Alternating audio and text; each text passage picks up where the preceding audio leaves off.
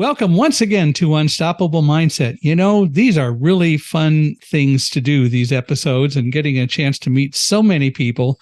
Today, I get to talk to a communications expert and a person who I've gotten to know a little bit since we started chatting and exchanging emails several months ago. But Jackie Celske blew me away last week when she said, I need to update my bio and all of that because I've just changed. I quit my job. I've started my own company and everything is now different. And I went, okay, perfect, exciting. No wonder we didn't do it before now. So Jackie, welcome to Unstoppable Mindset. Thank you so much for having me. I'm really excited for our conversation today. Well, we are as well. And I certainly hope our audience is going to be as excited as I. But let's start with the younger Jackie. You grew up in London. Were you born in England and then grew up, or what? No, I actually was born in Chicago, Illinois.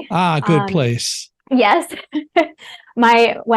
Great other than Chicago sports. I'm a Wisconsin sports fan, ironically. Hey, but Wisconsin doesn't have Garrett popcorn. Oh, that is true. That is true. It's a hard toss up there. Yeah. But that's okay. I didn't spend a lot of time in Chicago. I'm the oldest of three. My parents had 3 kids in 3 years, so we are all really close in age. And thanks to them and their adventurous spirit, they believed that moving halfway across the world with 3 kids under 5 and one who was newly diagnosed with autism was a fantastic idea and adventure. So there we were. We went from Chicago to just south of London, actually. We were about 30 minutes outside of the city in the country. And I spent the majority of my formative years there. We were there for almost a decade. So I grew up in all-girls school uniforms. I promise I did have a really great British accent back in the day. I've unfortunately lost it, which makes my story a lot less cool. But well, you could go back and get it. I could. It's hard to fake. Sometimes it comes out naturally, but I can't force it. Yeah. I've realized that the hard way. It sounds really silly if I try to just make it be. So you go ahead. So you lived there until you were probably close to 15 or so? Yeah, closer to 14. So 14. I moved back to the States middle of junior high. So talk about shock to the system. And we did not move back to Chicago. So my relatives were all in a very small farming community in Western Illinois. So we moved to this small farming town in the middle of my junior high years. And, I went from all-girls school to boys in the classroom who were riding their tractors to school and everybody looking exactly the same and the whole town being pretty much made up of about 5 different families. So completely opposite experiences, but I haven't ventured too far from that little community since we moved back. So I now live about 45 minutes, 50 minutes north of that little town and have made this area my home since then. So what kind of work did your parents do when you were growing up that caused them to move to England and then back and so on? Yeah, great question.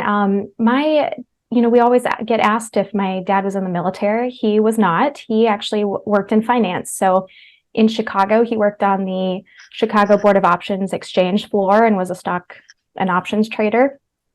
And so I always forget exactly which job opportunity it was that took him over there, but I think he was offered originally a 1-year opportunity to work for a bank over in the UK. And we went for the year, and then my parents just really loved it and ended up staying a lot longer. What's not to love? And then what a great adventure. It sure was. I wouldn't trade it for anything. I love England. I still try to go back about once a year. I've got a lot of great friends over there. Well, and I'm glad that you have friends, you have people that you know, and that you have those memories and you keep building on them, which is really great. Well, when he moved or when they moved back and brought you all back to the States, was he still doing finance, or what did he do when you guys moved to the little town in Illinois? What town was it? The name of the town is Aledo. Aledo. Okay. Yes. So when you moved to Aledo, what did he do? So my dad actually quit the work that he was doing at the time. So we moved in the year 2000. which, if you're familiar with the stock market, trading floors were becoming obsolete at that time. That whole industry was completely changing. So I think my dad was ahead of the curve there a little bit and saw that coming and decided, we just need to make a change. And so in addition to his job changes, I have a younger sibling with autism, my brother Matt, who is just the coolest person I've ever met. And Matt was in a special school for kids with autism over in the UK. Their special education system is drastically different than what we're used to here in the US. And so the conversation opened up to, do we move back here and potentially explore transitioning Matt into mainstream school? And that was how we identified Aledo as the place to go. I had an aunt who at the time was a fifth grade teacher, and Matt would have been going into fifth grade that year. And we decided as a family that it made a lot of sense to help him through that transition with somebody he knows and a familiar family member. And so I think those two things combined, lots of things changing in my dad's career and world, and just the needs of our unique family. So what did he go into for a career? Oh, golly, that could be a whole other podcast interview. He's, if you think my announcement last week was a shock, my dad's been all over. I think I get a little bit of that from him, but he ended up actually becoming mayor of our little town, Aledo, for a while I was in high school. And that took us on a host of other adventures. Aledo actually has a sister city in Spain, Aledo, Spain. And so we were able to go over there, and they treated us like we were the president of the United States. It was just the coolest trip of all time from little dinky Aledo, Illinois. But so he was in politics and local government for a while. He has started a few different businesses. I guess kind of there's been a running theme in the construction world. So he has since now moved to Florida and received his general contractor's license. So he's running a business down there, building really beautiful homes in the southwest area of Florida. Wow. And your mom? Yeah, my mom. So my mom, while we were growing up, was actually a stay-at-home mom. With everything going on with my brother, she was just the champion for us kids growing up. And in England, the school system's different also. So we had 3 kids going to 3 different schools, and our lives were just pretty chaotic over there. And then when we moved back here, my mom ended up in higher education. So she actually has her doctorate in instructional design. And so she is really into all things training and does a lot of advocacy work. And she now, since they moved to Florida, works for their amazing church in their community. Where in Florida are they? They are in Cape Coral, which is right next to Fort Myers. Right. Okay. I was in Fort Myers speaking a few years ago. It's been 3 or 4 years, but it was a good time of year. It wasn't too hot and too humid, so I can't. It's lovely when it's not too hot and too humid. Yeah, when the bugs have decided that it's not the great weather, it is a lovely place and a good time to be there. Yes, it is. I always say I have great vacation spots thanks to my family. I've got family in Florida and family in Nashville, Tennessee area. And friends in London. And in yes, England. Exactly. I know. So there you are, right? Yes, exactly. So for you, so you have a brother, and is your other sibling a brother or a sister? My youngest sibling is a sister. So you have a sister and a brother. That's pretty cool. I know. Best of both worlds, one of each. Yeah. And we are all very close. We call ourselves the Celske trio. So my poor brother-in-law is trying to assimilate into that club most of his life, and he puts up with us pretty well. We all have our challenges. Yes, for sure. What was it like when you moved back to the U.S. as a young teenager in terms of assimilating back into the culture of the U.S. as opposed to what you had experienced in England? It was incredibly difficult. So if you can imagine, I had a very noticeable British accent. I had never been, I had a brother, but I had a brother with autism and special needs. And so my experience around boys or preteen boys was very minimal. And the educational system in the UK is drastically different as well. They're a little bit advanced in some ways, so they start school sooner. So I was actually a couple of grades ahead, book wise, if you want to say it that way, but maturity level wise, the same as any other kid my age. So my parents, and I'm thankful for this, did decide to keep me in the grade level for my age instead of accelerating my education into high school at age, 13 or 14, being too early or too young for that. So I was able to at least hang out with kids my age, but it just was incredibly difficult to be in a place where I stood out so much. I remember we moved in August of that year, so right before the school year started. By Christmas, I had a complete American accent. I just forced myself to change my outward identity very quickly because it made it difficult for people to see me as me. I was too different, and I think that experience at an early age, and now also in my adult years, seeing how I'm treated differently in both countries when I appear as either American or British. I remember what it's like to be in England as a Brit and how people treat you, and now how they treat me as an American tourist when I go, and same here. And so I think I just became hyper aware at a young age about the concept of identity and this idea of communication and the way we interact with each other and why that matters. And it also happened to be at the forefront of social media and instant messaging. And so I was kind of in the middle of this first wave of digital communication, which was amazing. I was able to stay in touch with some of my friends in England, but I was also being introduced to some of that cyberbullying and that anonymous kind of attack. And it was really easy for people to,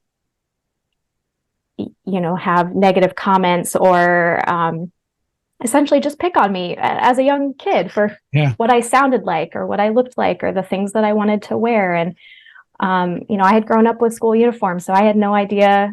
I had no concept of cool clothing. I had to figure out a whole different way to really express outwardly who I was as a person. And I remember being so excited about my first day of school in the Lido, wearing this glittery butterfly shirt that I picked out at Walmart. And I had no idea that you absolutely do not buy your shirts from Walmart as a 13-year-old kid. So it just was all downhill from there. It was for me, it was incredibly challenging. I think I struggled a lot more than both of my siblings after talking to them about their experience. They just seemed to assimilate a little bit quicker because they were younger. Yeah. And some of those preteen cultural norms hadn't really started for them yet. Now, you moved back, you said, in 2000? Yes. Okay. So what immediately comes to mind, and I want to come back and talk about Matt a little bit in a sec, but one of the things that must have been, as you look back on it, fascinating, although I don't know whether that be the right word to use or not, is so the next year, of course, September 11th happened. What was that like for you and all the folks in Lido? Oh, gosh. Yeah, that's a great question.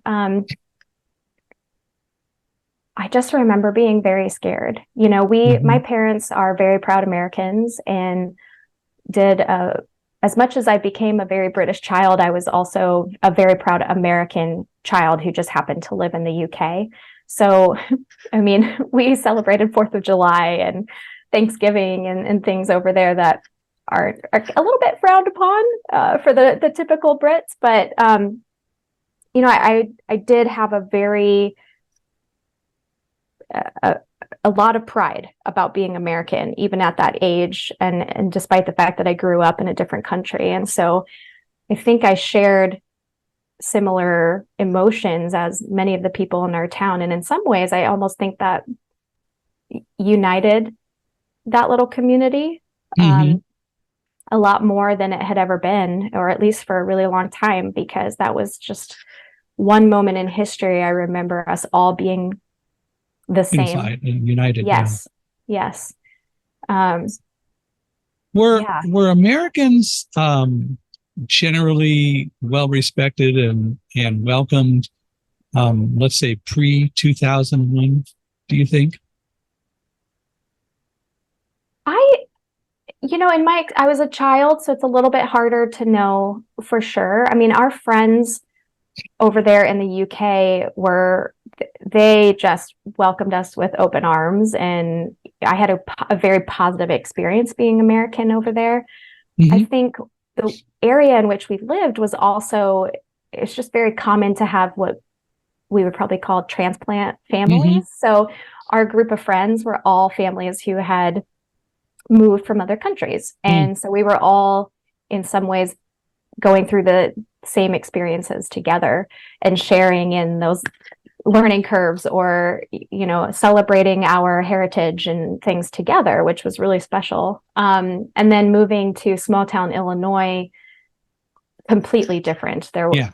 Nobody had really ever left that city. It was almost the opposite. So new people didn't come in and people didn't leave. And so from my experience and where we just happened to live in the UK, I always had a very positive.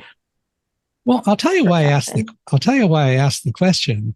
The One of my salespeople who I hired, who I always say is the best sales guy I ever hired, when we were doing product training for him at the time, and Quantum was an international company, the best place for him to go to get immediate training to be able to start to really sell, and he had actually been selling for a while, but then the training opportunity came along, was London. So he went over and visited the Quantum folks in London. And whenever he would go to a bar, he was a sports guy, so he liked to go to sports bars and stuff. But if he went into a bar and they discovered they had a Yank in their midst, he said, I was treated like royalty everywhere I went. And so, I'm curious, and the reason for thinking about all of this was, do you think that's changed a lot over the years, that it's any different, or are people still probably whatever they were about the same as they were before in terms of dealing with Americans and all that? I mean, our world has just gotten so crazy in so many different ways. I'm just curious to get your perceptions on internationally or in England, if things are different than they used to be, do you think? Yeah, I would say yes, a resounding yes. I mean, I feel the differences when I go over and visit.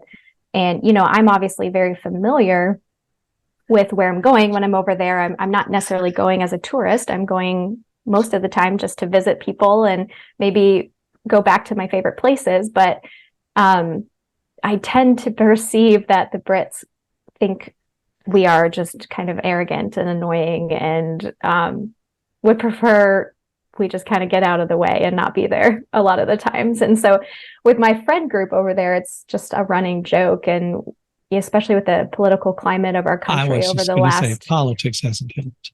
Yes, that definitely, I think, contributes to it. I mean, I will say the last election, I had several friends saying, we're just over here eating our bowl of popcorn, watching the US like it's a movie right now. So it's almost as if they don't take us too seriously. But I do think there is respect for the independent lifestyle that we live and some of the autonomy we have in our culture over here that they don't always experience over in the UK or in Europe in general.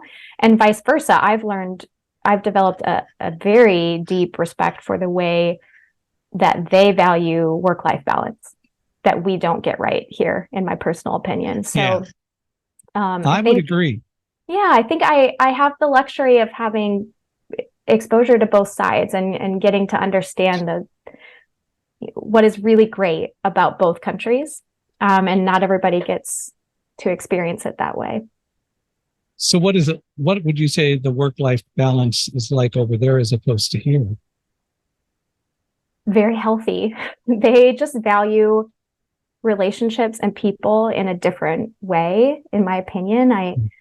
They get a lot more time off work.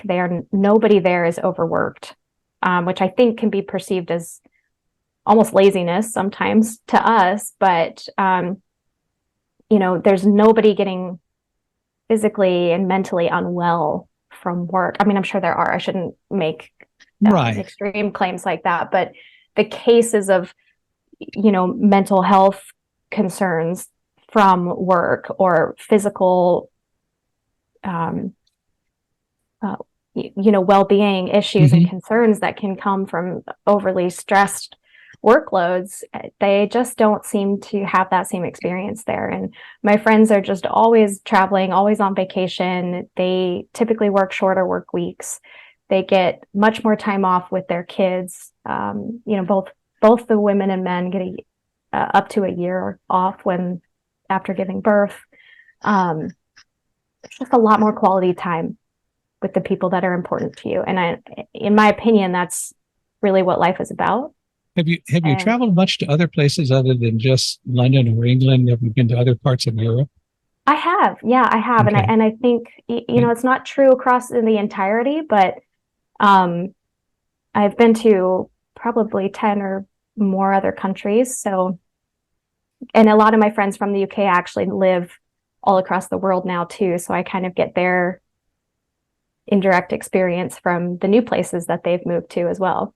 What do you think about the whole thing that's been in the news occasionally over the past few months about the whole issue in France where they want to raise the minimum retirement age from 62 to 64? That's gotten pretty violent.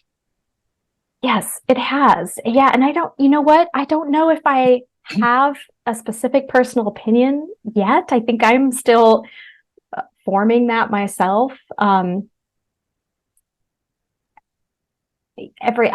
also am not as familiar with France as I would be with the UK and how that's all structured. But it's just, and Europe is interesting because similar to the US, when you think about how different all of our states are, that's what it's like over there. It's just on a more extreme level. You're not just crossing a border to another state, you're crossing a border to a completely different world almost. They speak a completely different language and have completely different cultural norms. And so within a matter of, hours, you can be in a completely different place where people don't think like you, act like you, talk like you.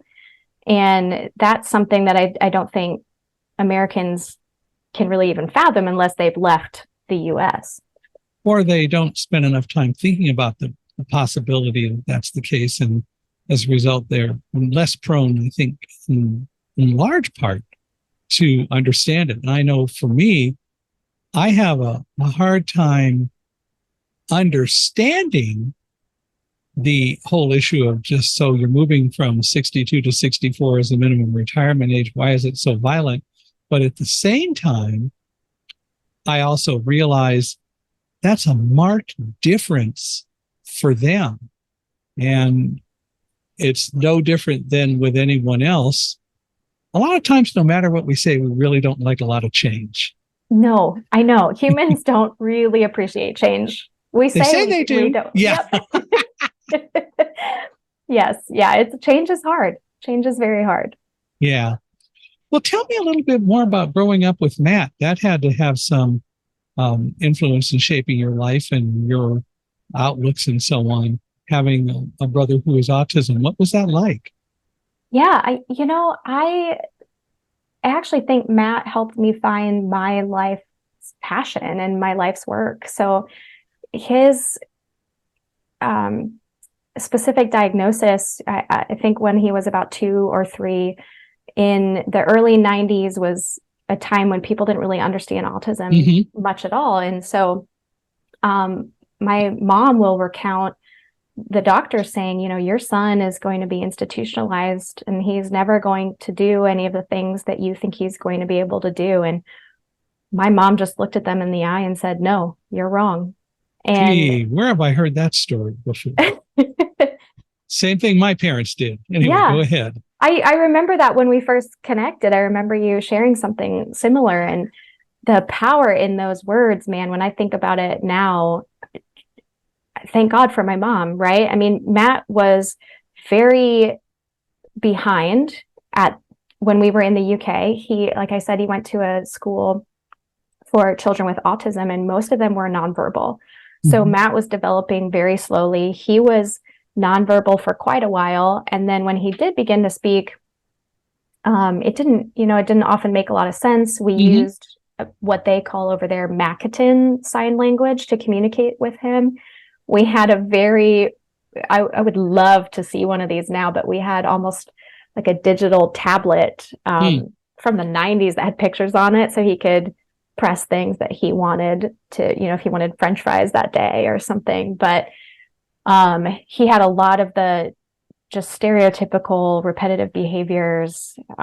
He was incredibly tactfully defensive. And so you couldn't even touch him with the tip of your finger without him screaming. And so my mom, she dedicated a solid 10, 15 years of her life to just care for my brother and find the best resources for him. I mean, she would brush his whole body with a hairbrush several times a day. She would take him to the movie theater and train him on how to adapt to the overstimulation of the loud sounds. We laugh about it now, but Matt would only eat McDonald's chicken nuggets. We would go to McDonald's and buy like 20 packs of nuggets and have a freezer full of those chicken nuggets for years. That's all he would eat. But he started to show these just magnificent gifts. And one of them was his ability to understand directions. So we would go on a road trip as a family. We'd come home, and before he could even really speak, he would take printer paper, lay it out on the floor, and he would, to scale, draw out and map out the trip that we had just taken.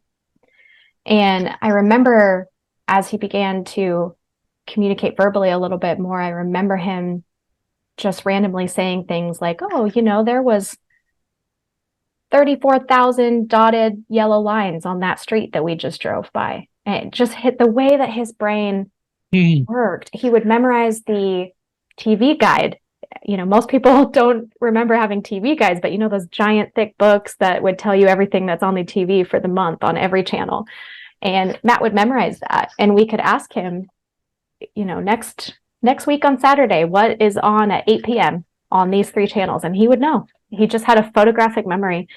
So he had these he could read? Genius.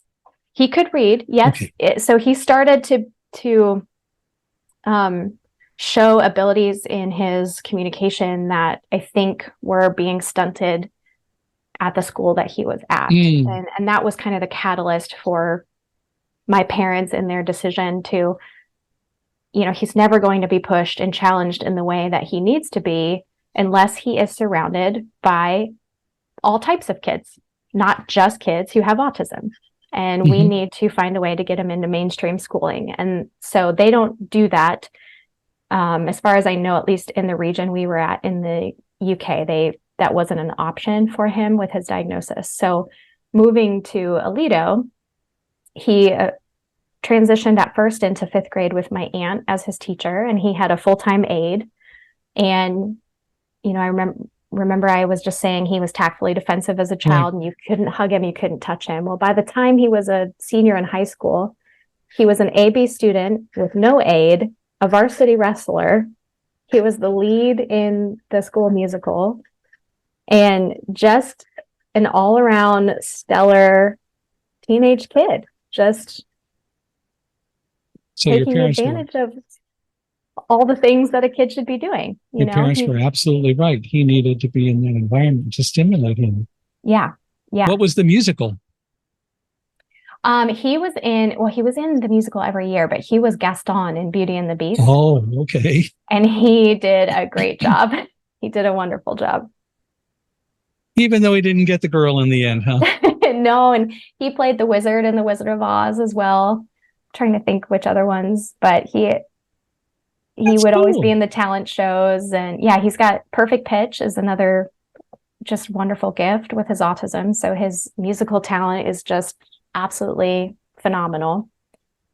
And he went on to get a 4-year college degree, and he is just a lovely young man now. What did he get a major in? Music business. Makes sense. Yes.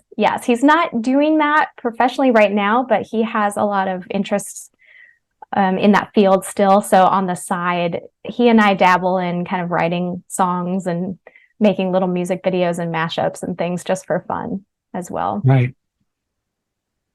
Well, you obviously had a lot of challenges to overcome, and moving back and just being a teenager and going through all the things that you did, much less Matt. But Matt sounds like, as I would describe it, a whole lot more of a blessing than a lot of people might think. And so, yeah, he had autism, and so what? He's come through it. You've come through it. And it's made a whole big difference in your life and how you look at things, which is really cool. So what kinds of challenges, or what major things happened to you personally as a teenager and in school and growing up once you moved back? Yeah, I mentioned that, Matt helped me identify this curiosity, I would say, about communication and words and stories. And, one thing that was really challenging for me moving back to the States, coming from the education system that I was in, I gravitated towards older groups. Mm-hmm. So as a freshman in high school, for example, my core group of friends were all of the seniors. And that just felt more natural to me. That's kind of at the level I had been at in school in the UK. And so I was hanging out with kids that were just probably too old for me at 13 and 14 years old, and getting exposed to things at too young of an age. Not that kids should be exposed to anything bad as a teenager, but right. Just hanging with the crowd that I shouldn't have been with yet. And unfortunately, as a sophomore in high school, I found myself at a party with some friends, and we still don't know a lot of the details about that event, but I remember waking up away from the party, away from my friends. I had been drugged with something and was very brutally sexually assaulted that evening by multiple people who know me and knew me well enough to drop me off at my house at the end of the evening. Even though they did what they did. Yes. And so that, for me, that was the turning point in my life. And honestly, I would say, I'm not sure I really even began to wholly heal from that until about a year or two ago. It just changed the trajectory of everything for me. And the first time I talked to an adult about it, the words were basically, "I don't believe you." And, I talk about the power of words. I mean, those words changed the trajectory of the next several years for me as well. And so I found myself pretty shortly after that event just having really extreme physical, medical challenges that were unexplainable. I was at the doctor all the time. I was getting sick all the time. And it wasn't until I was 19 when I had a part of my intestines collapsed. So I needed a pretty immediate surgery. And the doctor asked my mom to leave the room. And it was that doctor who actually asked, "All right, what has happened here? Because we don't see internal damage like this in somebody your age unless there's been a lot of trauma." Mm-hmm. And that was the first time I really started opening up. So that had been 3 years. What were your parents thinking or thoughts about it? So my mom knew a little bit. My dad actually did not even know. Mm-hmm. I never shared it with him until I was in my 20s. It was a very difficult thing for me to talk about. And like I said, when I started to speak up, it was not well received. I was not getting the support I needed. I was not given access to resources to heal and get help. And so that just really shut me down. And my coping mechanism was to just, get involved in everything in school and try to be the perfect student and the perfect teenager and the perfect big sister. And I just distracted myself with all of those things in life. And my physical health became such a distraction, honestly, that I didn't understand the connection between the mental health aspect of what I had gone through and how that was impacting my body on a physical level for many, many years. And my family was amazing at supporting me and getting the help I needed physically. But we just didn't connect the dots for a really long time. And it took a lot of really hard years and multiple surgeries and multiple doctor visits and trips to different medical systems to really figure that out. And I would imagine no more parties for Jackie for a while. No. Yeah, it was, in some ways I remember every detail of the event, and in some ways I don't. I've learned now that that's really common for sexual assault and trauma survivors to remember very specific details, but not the actual moment of the event. So I've written a lot about that and spoken a lot on that as part of just my advocacy and awareness. And you're healing. Yes, because talking about it helps. And I mean, it's not my place to make you just talk a lot about it, but talking about that kind of thing or whatever goes on in your life always has to help. I know that, and I love to say this, that I chose to let people interview me after September 11th, and I believe that I did so much better by allowing the media to come into our home and ask me questions, because I got asked all sorts of questions, some even really intelligent questions, but a lot of questions just about September 11th and anything you could possibly imagine. And occasionally, even now, I'll get a question that I haven't been asked before, but it doesn't happen very often. But still, talking about it was the best thing. Yeah, I'm a big advocate for either writing or verbally talking through your story.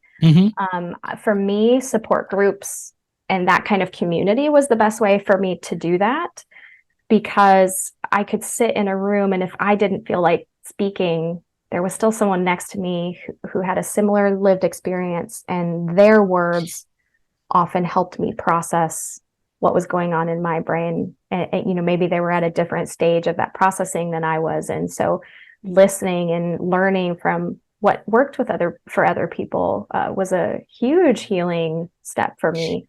And that's why I'm just such a big advocate for stories and words now. I mean, words are so powerful, and the stories we tell are so powerful, and they're what bring us together. They're what, we said at the beginning, it's what unites us. It's what makes us better, more self-aware human beings. And we just go about the world as better people that way. And I'm a firm believer that everyone has a story to tell. And sometimes people say when we discuss them coming on the podcast, oh, my story isn't interesting. It's just like everybody else. And I said, no, it's your story. And sometimes they'll not want to come on. They just don't want to get past that. But I've been blessed that lots of people do come on and tell their stories. And the reality is everyone's story is different. And my job is to help people communicate and tell their story and help to inspire, because I think that most of us could be a whole lot more unstoppable than we think we can. And I mean that in a very positive way. And stories help that. I 100% agree. And honestly, that was what made me really excited to be on your podcast, because I have not written a book. I have not founded a nonprofit. I have not gone on to transform this trauma into something above and beyond. I have just learned how to find my own purpose in it, how to heal so that I am the best version of myself. And I just choose to, use it as part of the one chapter in how I got to who Jackie is today. And I haven't done anything more than that with it. And I think that's equally important for people to hear, because, there are people out there doing amazing things from the trauma that they've experienced in life. But it's also amazing to just keep going and to survive through it and to be on the other side of it and to keep learning about yourself and learning about what helps you feel better and how to help other people feel better. That is equally amazing and powerful. So it's not about what you do to change the world, in a big, grandiose way. We can change the world in our own small ways every single day when we choose to take care of ourselves. Amazing is such a sometimes overly used word. And the fact is what you just said is absolutely correct. It doesn't need to be that amazing is, well, because you go out and you speak and you do all sorts of different things to tell the world about what you do or don't do. Ultimately, it's how you feel. It's in your brain that really matters. And the fact that you're able to move forward. And also, I think it's good that you recognize that it's really how you approach it and how you feel with it. And that the amazing part is that you do it. And it's something that we all ought to learn a lot more about and grow to understand. Yeah, I think so too. I've listened to several of your guests' interviews as well, and I've learned a lot from their perspective and experiences too, on just different resources or different tips and tricks on, how to minimize stress or how to focus on, I listened to, I think it was Jennifer's interview that was a day or two ago. And I also tried EMDR, and I was listening to her experience with EMDR and how it was different from mine. And that was really interesting to me to just know that we both benefited from it for different reasons. And she goes and shares that as a resource to other people, and I do the same. And so it's those small moments of exchange in those small stories, I think, that are the most impactful. Yeah. I talked with someone just yesterday about sound wellness and how different sounds affects us, and what affects some of us one way with a particular sound or set of sounds is totally different to someone else. Like, I'm not a great fan of heavy metal and that kind of music, but some other people are, and that's okay. I can appreciate it. It is still, whether I like to think so or not, heavy metal is music, and I appreciate that it's music. It's different than what I like, but that's okay. Yeah, exactly. We just need to be okay with it being okay, right? Yeah. That's the lesson, I think. I haven't really totally come to grips of thinking that rap is music in the same way that heavy metal and other kinds of music are music, because it's so much more talking. And yes, there's music in the background, but the main part of it isn't necessarily singing. But that may be me, and it may be that the definition of music is just changing from what it used to be. But I'm still working on that. Well, you'll have to hang out with me a little bit more, because I like to write parody rap songs for fun. I've been known to do a surprise parody rap speech, or for internal communications messaging at work or something. I will dress up and help communicate a message in a very unique and memorable way, just for fun. And so I think, I've never been a fan of rap myself, but getting to put a little Jackie twist on it like that has made me appreciate it and have a lot of fun with it. Oh, I think rap is absolutely an art form. I'm just not sure that I would classify it as music. I think it's an art form. It's a wonderful art form. I've listened to some rap, rap songs or rap music or whatever you want to call it. And clearly the people are very intelligent. They're talking about their life experiences and are doing it in a very articulate way. So I think it's an art form. I'm just not sure I put it in the category of music as such. And that's where words matter, right? Whether that's we're where using words art matter. or music, it's all really important. It does. Well, you've been through a lot. What kind of advice would you give to someone who's maybe been through some of the kinds of things that you have, whether they've gotten the support or not? What would you encourage people to do to help them move through some of this stuff a little bit more effectively? Yeah, that's an excellent question. I think to me, it always depends on where you're at in your journey. I think if you are actively surviving something really hard right now, then first and foremost, you need to take care of yourself, and you need to sleep, and you need to eat well, and you need to get some exercise and all the basic foundational things to just keep yourself well and give your body and your mind the best chance at making it through the challenge ahead of you. I think if you are somebody who is, maybe a little bit further along the journey and just wants to continue healing and continue growing, I am a huge believer in practicing gratitude. Mhm. And, again, I think somebody recently on your podcast was talking about morning and evening routines and making intentional time in the day to stop and just appreciate the good that is happening around you, however small or however big. I'm a huge believer in the power of humor. I think the ability to laugh at ourselves is what humbles us. It's what makes stories and human connection a little bit more approachable when we talk about hard subjects like this. So, for me, I battled this autoimmune disease for almost 20 years after that sexual assault that I really am only just now realizing what that is and what that means. But one of the organs that was significantly affected was my bladder. And so I genuinely used to pee my pants quite often. I used to have accidents at work or in professional settings, and I just had to laugh about it. And it became something that, my friends and peers and coworkers could ask about because I made it a safe thing to talk about. Mm-hmm. And when I had an implant put on my spinal cord to help regulate some of those issues, I named him Pedro, so that when I started talking about Pedro, people would say, well, who is Pedro? And then it would open a conversation, right? So that I could approach really tough subjects. But,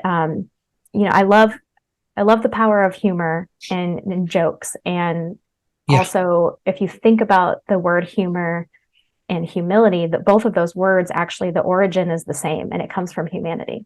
Mm-hmm. So if we want to go back to the power of words, those are two powerful words right there. It's what our shared human experience is all about. And then I guess ultimately I would always encourage people to just find ways to mitigate and control and minimize your stress. If I've learned anything in the last couple of years or even the last couple of weeks with some of the big life changes I made, it's that the energy you surround yourself with is really important, whether that's the people or your work environment, your home and where you live. Just making sure that you're creating happy spaces for yourself and safe spaces for you to be yourself, where you can be vulnerable when you need to be, when you can be authentic in your true self and your best self. I think that is really important. You went off to college and you learned a lot about communications and certainly learned a lot about how to interact with people. And that certainly has to help shape some of your thinking. But you have come a long way in your journey in terms of getting better and improving and so on. But you keep saying, especially in the last couple of years, how come so much so quickly lately? Yeah, great question. And again, probably a podcast interview all on its own, but I can shorten it to the best of my ability. So early in 2022, actually, my medical condition was deteriorating really quickly. So I mentioned I had what we understood to be at the time actually a neurological disease. So for about 20 years, my doctors were suggesting that I had something wrong with my nervous system, and we were treating it as such. So I would have days where my legs would not work or certain organs would be shutting down for no reason, no apparent reason. And it wasn't until early 2022, I just became so sick and so unwell that my doctors here locally, who had seen me for about 16 years, threw their hands up in the air and were out of ideas.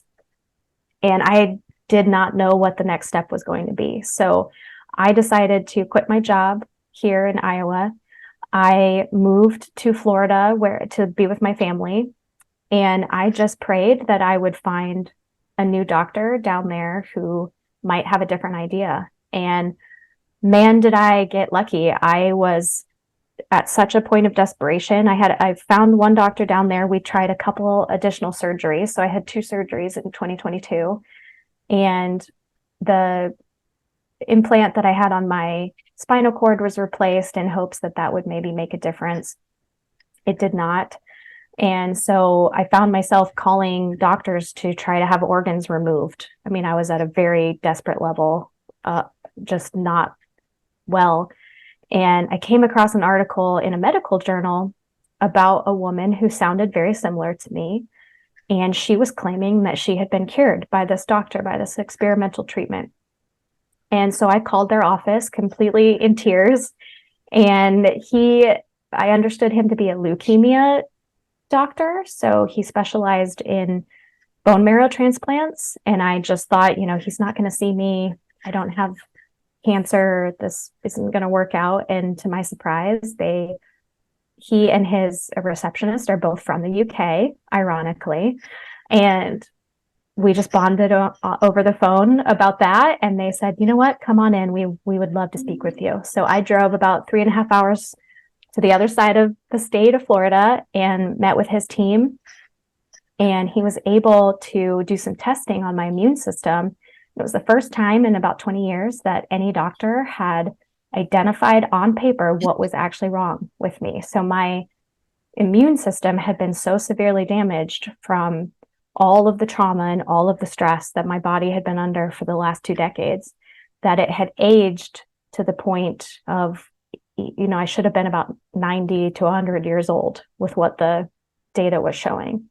So all of the illnesses I was acquiring inside my body had nowhere to go. My body wasn't fighting them. And then that bacteria, those viruses were living in my nervous system, which is what was causing all of the physical symptoms I was experiencing. So he offered to try the experimental treatment. Obviously we couldn't guarantee it would work, but it was a combination of infusions and injections for multiple weeks at a time. So I would get a PICC line put into my arm, similar to chemotherapy type treatment. And I was all on board. The only challenge in my way was that, of course, insurance did not cover it. And it was going to be a crazy expense for me and my family. And we decided, you know what, let's just tell Jackie's story and let's see what happens. And this just beautiful community was formed around me sharing my story. And we were able to raise, I think we're up to about $45,000 in my GoFundMe. My friends back home hosted a benefit for me. We raised another $10,000 or so to help me pay for that first round of treatment, which cost a little over $80,000 the first time. And that was the biggest blessing I could have ever asked for, because I came out of that treatment with almost all of the damage to my immune system reversed. And unfortunately, we couldn't do any more at the time financially. So I was feeling a lot better. I decided to move back home. And what we found was that because we didn't complete the entirety of the treatment, I just continued to regress after moving back home. So earlier in 2023, in March, I went back down and we completed another round and we extended it this time. So I had to take a second mortgage out on my house to make that happen and, make a big gamble on myself. But it paid off, because going for that extra amount of treatment, we were able to, hopefully, knock on wood, permanently reverse the damage in my immune system. And it has so far cured me of almost all of the physical impairments that I had been battling for about 20 years.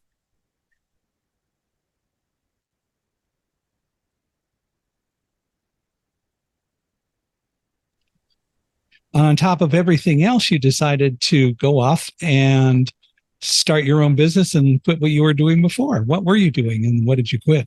Yeah, I did. So like I said, I was kind of in and out. I went from Iowa to Florida over the last year and a half. And so I moved back to Iowa for a while and started a job in higher education. Discovered pretty quickly that just was not for me. The particular culture of the place that I worked was very toxic and very unhealthy. And I started to develop stress-induced seizures and other symptoms that were, a clear sign that my body was not going to be well in this environment. And so in talking to my family and loved ones, I remember saying, everyone was encouraging me to leave. I kept thinking, wow, that looks bad. I've been quitting jobs right and left. I'm not sticking around anywhere very long. I don't have a plan B. And somebody just said, well, you have to be alive to have a plan B. There you go. And it was those words, again, going back to the power of words, that convinced me that I needed to make a change and I would figure it out. And so that's what I did. I went in and quit pretty much the next day. A couple days later, I incorporated my own LLC, the Prose Co. And Prose, which means written and spoken language. And I started my own communications and marketing firm. And now I'm a month into that. Actually, this week will be an official month of full entrepreneurship. And I have already, replaced my full-time job income. And I'm already doing full-time work with a host of different clients, wonderful, awesome clients that believe in me and chose to take this leap with me. So it's been an exciting couple of months. That is really exciting. And so what are you doing for customers now exactly? Yeah, great question. So I chose the Prose Co. Because Prose stands for basically communication, but Prose is also an acronym for the different services that I provide. So P would be promotional communications, which was everything from website content to advertising and events. R stands for relational communications. So for my nonprofit clients, that's a lot of fundraising and stewardship strategy. For others, it's more public and media relations. O stands for organizational. So that's all things internal communications, from newsletters to change management. We laughed earlier about how difficult change is. Yeah. Helping to navigate that for some of our clients from a messaging standpoint. S is social media. So I do a lot of social media management, community management, and I love analytics. So diving into digital analytics is kind of my thing. And then E stands for executive. So anything that we call it transformational or inspirational. So I do everything from speech writing to strategic planning and brand strategy workshops. And I keep saying there's just a giant plus sign on the end of that too, because already in my short month, I've had a lot of custom projects pop up that weren't in that original scope that I had designed or imagined. So it's just kind of ever evolving right now, but mainly, the mission of the Prose Co. is to change the world through stories. That's what I want to do. And anything that's going to help tell a client's brand story and help engage their clients in a way that goes beyond just creating a positive affinity towards that brand, but transforming that into some sort of action and change that's going to move that mission forward is really ultimately what my goal is with this company. And you certainly have done something major to get rid of a lot of the stress over which you don't have any control. You're going to have challenges because you're going to have deadlines or you're going to have people who want different things, but you are the one who set that up, which makes it just so much better than stress in an office environment where, as you said, it can be very toxic. Yes, it sure does. It's a little bit more, there's new challenges, right? Sure. Which is kind of the fun of it. But I'm asking myself silly things like, do I want to just wear pajamas today, or do I want to put normal pants on and go to the coffee shop? So it's a little bit of a different level of stress, but ultimately I want to provide the top quality service to clients that I can. And I'm very fortunate to have a great network, the community that I live in, where there's several other freelancers, and we've all started partnering together so that we can still provide a full service agency experience, just at a lesser cost for clients, essentially, without that overhead. So it really does feel community and team driven, which is not what I was expecting branching off on my own. I thought I would be giving that part up, and it almost feels like I've gained more of that than I had before. And it also feels like we're really solving problems and we're really meeting a need in our community that maybe wasn't there before. So it's exciting to be a part of it. That is super.